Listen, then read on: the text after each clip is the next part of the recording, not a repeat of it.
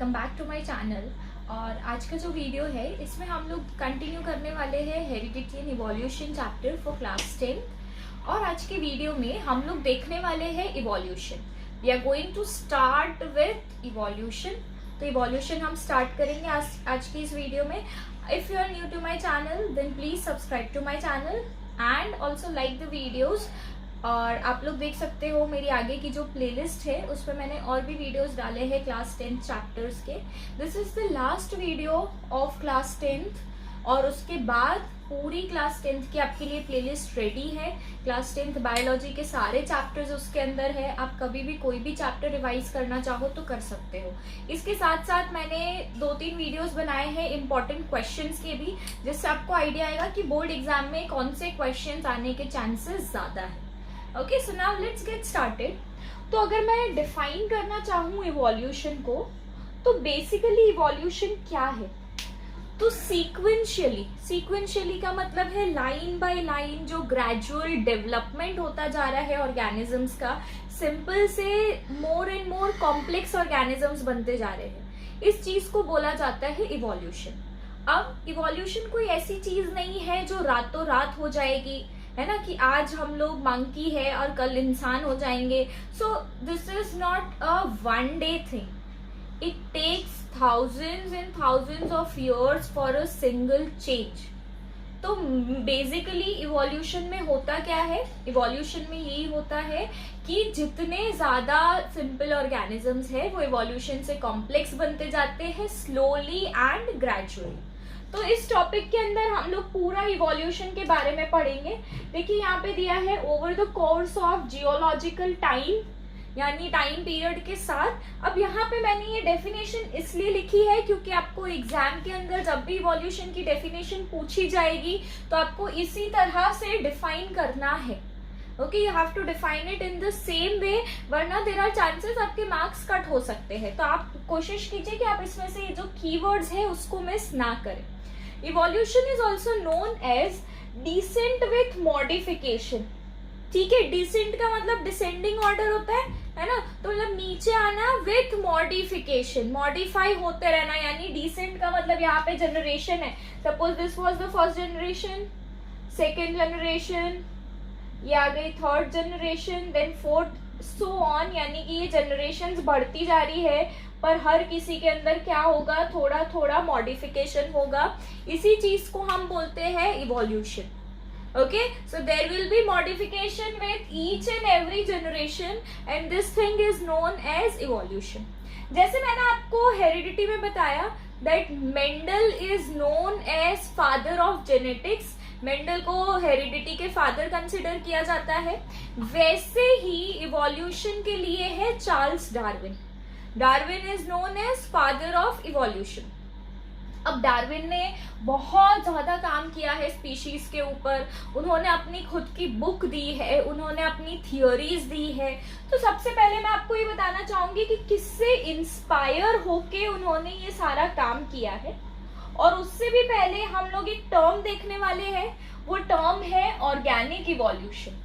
क्या है वो term? That is organic evolution. Organic evolution का मतलब है कि इस चैप्टर के अंदर हम लोग सिर्फ इवोल्यूशन ऑफ लाइफ देखने वाले हैं। What we are going to see is only evolution of life. ठीक है, अगर आप ऐसे ही इवोल्यूशन पढ़ेंगे तो बहुत बड़ा होता है, अर्थ का इवोल्यूशन, पूरे यूनिवर्स का इवोल्यूशन, फिर आता है लाइफ का इवोल्यूशन। तो हम इस चैप्टर के अंदर सिर्फ we are going to study evolution of life, इसलिए इसे बोला गया है ऑर्गेनिक इवोल्यूशन। ओके, अब डार्विन के जो भी प्रिंसिपल्स है उसे बोला जाता है Darwinism. Okay, so basically Darwin travel to different islands. वहां पे उन्होंने बहुत सारी स्पीशीज को ऑब्जर्व किया। काफी टाइम तक वो वहां पे रुके, for like 1 year 2 year he stayed at those islands. उन्होंने अपने ऑब्जर्वेशंस किए, बाद में उन्होंने अपने कंक्लूजन्स दिए। So he went to South America, Australia, Galapagos island. ठीक है, he was inspired by certain books जैसे कि principle of population, principle of geology by Charles Lyell. ठीक है, तो इनकी बुक से ये काफी इंस्पायर थे। बाद में डार्विन ने अपनी खुद की बुक लिखी, origin of species and theory of natural selection.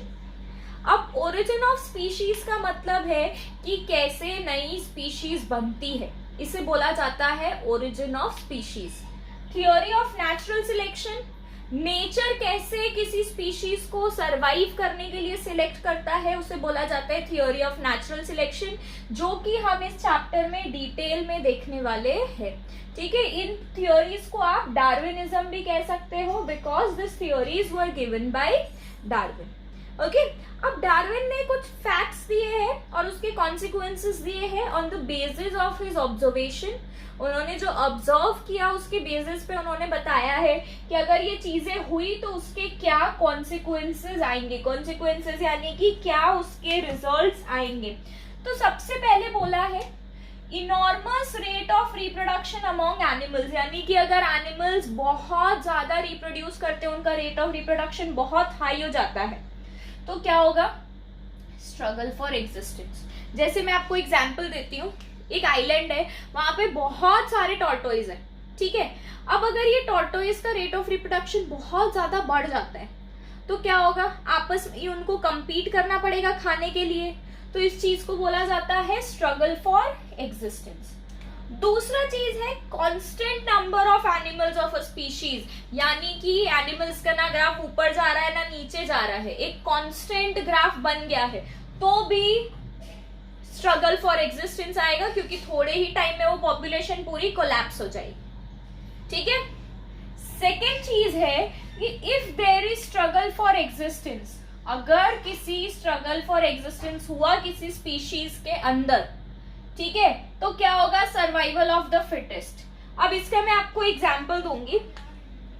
Suppose tortoise की दो स्पीशीज जो है वो स्ट्रगल कर रही है अपने एग्जिस्टेंस के लिए, ठीक है, और किस चीज के लिए वो लोग compete कर रहे हैं, फूड के लिए। फूड का सोर्स हम समझ लेते हैं कि बहुत लिमिटेड है, बहुत कम है, so they are fighting for food.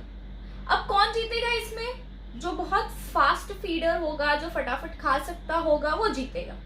तो यानी कि सर्वाइवल ऑफ द फिटेस्ट। अगर किसी की ऐसे ही लड़ाई हो रही है तो कौन जीतेगा, जो फिजिकली ज्यादा स्ट्रांग है। ओके, तो यही उन्होंने बोला कि जब भी स्ट्रगल फॉर एग्जिस्टेंस होगा देन सर्वाइवल ऑफ फिटेस्ट। उसके बाद है हेरिटेबल वेरिएशंस अगर आए। हेरिटेबल वेरिएशंस का मतलब है जो वेरिएशंस आपको हेरिडिटी से मिलते हैं, जो चेंजेस, जो वेरिएशंस आपको हेरिडिटी से मिलते हैं, उसे बोला जाता है हेरिटेबल वेरिएशंस। अगर हेरिटेबल वेरिएशंस आए तो भी होगा सर्वाइवल ऑफ द फिटेस्ट, और नेचुरल सिलेक्शन, नेचर सिलेक्ट करेगा कौन आगे जाता है। थर्ड चीज है if there is survival of the fittest, जो सबसे फिट है, चलो उसने सर्वाइव कर लिया, और कंटिन्यूअसली एनवायरमेंट भी चेंज होता जा रहा है। आप देखते ही हो एनवायरमेंट तो हर टाइम चेंज हो रहा है, ठीक है। अभी इस वक्त ही आप देखो कि हम सब कैसे फंस चुके हैं एक एनवायरमेंट में, we don't have vaccine, we are just fighting by ourselves, our immunity. तो वैसे ही कॉन्स्टेंटली जैसे नेचर चेंज होता जा रहा है, तब क्या होगा, तो कंटिन्यूअसली नेचुरल सिलेक्शन होता जाएगा और इवोल्यूशन से नई स्पीशीज बनती जाएगी। अब जैसे मैं इसको एक सिंपल वर्ड्स में आपको समझा रही हूँ, अभी बहुत से लोग हैं, ठीक है, जो क्या हो रहा है कि उनकी बॉडी इम्यून है इस डिजीज से, जो अभी डिजीज चल रही है उनसे उनकी बॉडी इम्यून है। तो ये क्या है, ये उनका एक सर्वाइवल ऑफ द फिटेस्ट वाला क्वालिटी है कि वो सर्वाइव कर जाएंगे, ठीक है। और फिर उनकी जो आगे स्पीशीज आएगी, उनके पास मतलब उनकी जो जनरेशन आएगी, उनके पास भी ऐसे जीन्स होंगे जो इस डिजीज से फाइट कर सके। तो अगर सर्वाइवल ऑफ द फिटेस्ट हुआ और कंटिन्यूअसली एनवायरमेंट में चेंजेस आते जा रहे हैं, तो धीरे धीरे करके फिर एक न्यू स्पीशीज बनेगी, यानी कि इवोल्यूशन होगा। क्या होगा, इवोल्यूशन होगा, और इवोल्यूशन से नई स्पीशीज का फॉर्मेशन होगा, ठीक है। तो ये तो हमने देखा कि जो डार्विन की थियोरीज है उसके बारे में। डार्विन के अलावा और बहुत से साइंटिस्ट ने अपनी अपनी थियोरीज दी, अपने अपने कॉन्सेप्ट्स दिए हैं, जिसको अभी हम आगे देखेंगे। डार्विन की ओरिजिन ऑफ स्पीशीज वाली थियोरी के बाद आए दूसरे साइंटिस्ट जिनका नाम था ह्यूगो डी राइस। और ह्यूगो डी राइस ने थियोरी दी अबाउट म्यूटेशन, जिसे हम बोलते हैं germ plasm theory. According to this theory कभी भी इवोल्यूशन तभी हो पाता है जब किसी के जर्म प्लाज्म के अंदर चेंज आ जाता है। जर्म प्लाज्म का मतलब है आइदर डीएनए ऑफ स्पर्म और डीएनए ऑफ एग सेल। इसमें अगर चेंज आएगा तो ही म्यूटेशन होगा, और इनके according mutation is an instant thing. इन्होंने बोला कि एकदम से म्यूटेशन होता है, ठीक है। ही डिडंट से दैट कि इतना टाइम लगेगा, थाउजेंड्स ऑफ इयर्स लगेंगे। और आज हम जानते हैं कि जो म्यूटेशन की थ्योरीज हमने पढ़ी है, so mutation could be because of any chemical radiation. यहाँ पे इनकी थ्योरी को जस्टिफाई करने के लिए मैं आपको एक एग्जाम्पल देना चाहूंगी। एग्जाम्पल मैं आपको दूंगी नागासाकी एंड हिरोशिमा का एग्जाम्पल मैं आपको दूंगी। तो आप सबको पता है कि यहाँ पे एटॉमिक बम गिरने की वजह से, रेडिएशन फैलने की वजह से जितने भी वहां पे ऑफस्प्रिंग्स आ रहे थे, उन सबके जीन्स ऑल्टर हो चुके थे and they were having some genetic defects, they were having defects in their body. Even today भी वहां पे completely situation is not okay. अभी भी जो भी बच्चे आते हैं they have some genetic issues with them, ठीक है। तो इस चीज को मैं म्यूटेशन का एग्जांपल दूंगी, ठीक है। भोपाल गैस ट्रेजेडी, ठीक है। तो जो भी डिफॉर्मिटीज आती है ड्यू टू केमिकल रेडिएशन और some external stimulation, that is known as mutation. अब ह्यूगो डी राइस के बाद मैं आपसे डिस्कस करना चाहूंगी लामार्क की थ्योरीज, जिसे हम जानते हैं लामार्किज्म के नाम से। So I will let you know about theories of Lamarck. Okay, तो जो लामार्क की थ्योरी है उसको हम जानते हैं लामार्किज्म के नाम से। लामार्क ने अपनी थ्योरीज दी थी जिसे बोला जाता है inheritance of acquired characters. Lamarck ने क्या थ्योरी दी थी? लामार्क ने बोला था इनहेरिटेंस ऑफ एक्वायर्ड कैरेक्टर्स, जिसका मतलब है कि जो कैरेक्टर आपने आपके लाइफ टाइम में अचीव किया है या सीखा है, वो कैरेक्टर का इनहेरिटेंस। जैसे कि फॉर एग्जाम्पल मैं आपको दूं कि if you are learning dance और if you are learning how to swim, ठीक है, if you are very good swimmer, तो क्या वो कैरेक्टर्स इनहेरिट होंगे नेक्स्ट जनरेशन में? And today we all know the answer, that is no, ठीक है। अगर आज मैं यहाँ पे पियर्सिंग करा रही हूँ तो क्या जो मेरी जनरेशन आएगी उसमें पहले से पियर्सिंग होगा? No. If I am having a tattoo over here, तो क्या जो मेरी नेक्स्ट जनरेशन आएगी उसमें पहले से टैटू होगा? नो। एक्वायर्ड कैरेक्टर्स का मतलब है ऐसे कैरेक्टर्स, ऐसे चेंजेस जो हमने बर्थ के बाद हमारी बॉडी के अंदर आए हैं, तो उसे हम बोलते हैं एक्वायर्ड कैरेक्टर्स। जो मेरा फिजिक है, जो मेरा नेचर है, मेरा बॉडी का स्ट्रक्चर है, वो सारे इनहेरिटेड कैरेक्टर्स है। इसका मतलब वो सारे कैरेक्टर्स मुझे मिले हैं मेरे एंसेस्टर्स से। जो मैं अपनी लाइफ टाइम में अचीव कर रही हूं उसे बोला जाता है एक्वायर्ड कैरेक्टर्स, ठीक है। और एक्वायर्ड कैरेक्टर्स के अंदर जैसे मैंने आपको अलग अलग एग्जांपल्स बताए, singing, dancing, swimming, tattoo, weight gain, weight loss, तो ये सारे एक्वायर्ड कैरेक्टर्स है। एंड वी नो कि वो इनहेरिट नहीं होते हैं। तो लामार्क की ये जो थ्योरी है, दिस वाज प्रूव्ड रॉन्ग, क्योंकि उन्होंने बोला था इनहेरिटेंस ऑफ एक्वायर्ड कैरेक्टर। अब इसको गलत किसने प्रूव किया? तो जो साइंटिस्ट जिन्होंने इसकी थ्योरी को चैलेंज किया उनका नाम था अगस्ट वाइजमैन। क्या नाम था उनका? नाम था August Weismann. What did he do? तो उन्होंने एक माइस की 21 जनरेशंस तक टेल कट की। What did he do? He cut the tail of mice for 21 generations. उन्होंने एक जनरेशन में टेल कट की। उन्होंने बोला कि अब जो नेक्स्ट जनरेशन आएगी उसमें टेल नहीं होनी चाहिए according to Lamarck, but next generation में टेल आई, उन्होंने दोबारा से कट करी। ऐसे उन्होंने कट करी फॉर 21 जनरेशंस, बट फिर भी जो 22nd जनरेशन आई उसके पास टेल प्रेजेंट थी। तो ये थियोरी पूरा कॉन्ट्राडिक्ट कर गई लामार्क की थियोरी को, और इस थियोरी ने चैलेंज किया लामार्किज्म को। इसके अलावा लामार्क ने एग्जाम्पल भी दिया था। He gave an example of neck of giraffe,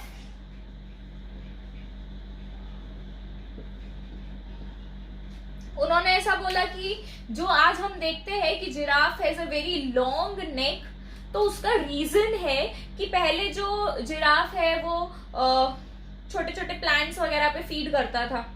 फिर जैसे जैसे प्लांट्स की हाइट बढ़ती गई, giraffe used to stretch its neck, और फिर धीरे धीरे ग्रेजुअली जनरेशन बाय जनरेशन उसकी नेक बड़ी होती गई, है ना। तो ये एक्वायर्ड कैरेक्टर हुआ ना, कि अगर आज मैं अपनी गर्दन खींच के बड़ी कर रही हूं तो क्या मेरी नेक्स्ट जनरेशन के पास बड़ी गर्दन आएगी? नो।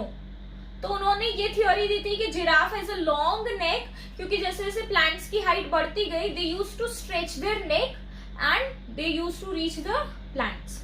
ओके, तो ये मैंने आपको लामार्किज्म के बारे में बताया। अब एक दूसरे साइंटिस्ट है जिनकी थ्योरीज हम पढ़ने वाले हैं, उनका नाम है Hückel. What is his name? His name is Hückel. Hückel ने हमें दो थियोरीज दी, या मैं इसी को आपको बोलूंगी बायोजेनेटिक लॉ, और it is known as theory of recapitulation. अब बायोजेनेटिक लॉ या थियोरी ऑफ रिकैपिटुलेशन का मतलब ये है, उन्होंने एक स्टेटमेंट दिया था, वो स्टेटमेंट आपको याद रखना है, ऑन्टोजेनी रिपीट्स फाइलोजेनी। फाइलोजेनी का मतलब है इंसिस्ट्रल कैरेक्टर्स, ऑन्टोजेनी का मतलब है न्यू ऑफस्प्रिंग। तो उन्होंने बोला कि जो भी न्यू ऑफस्प्रिंग या न्यू स्पीशीज, न्यू जनरेशन आएगी, वो अपने सारे इंसिस्ट्रल कैरेक्टर्स को फॉलो करते हुए आएगी। इसलिए ये स्टेटमेंट दिया गया है, ऑन्टोजेनी रिपीट्स फाइलोजेनी। ठीक है, तो अब according to Ernst Haeckel, which is also true, जैसे कि मैं एग्जाम्पल लेती हूं मैमल्स, फिर एव्स यानी कि birds, reptiles, amphibians and Pisces. तो ये सारे क्या है? ये सब बिलोंग करते हैं वर्टिब्रेट्स को। आपने क्लास 9th में डाइवर्सिटी पढ़ा होगा, तो यू माइट बी क्लियर कि ये सब आते हैं वर्टिब्रेट्स के अंदर। ठीक है, Pisces, Amphibia, reptile, Aves, mammals. According to theory of Haeckel, इन सब के अगर आप एम्ब्रियोज को अर्ली स्टेज में देखोगे, if you see those embryo in early stage, तो ये सारे एम्ब्रियो आपको सेम नजर आएंगे।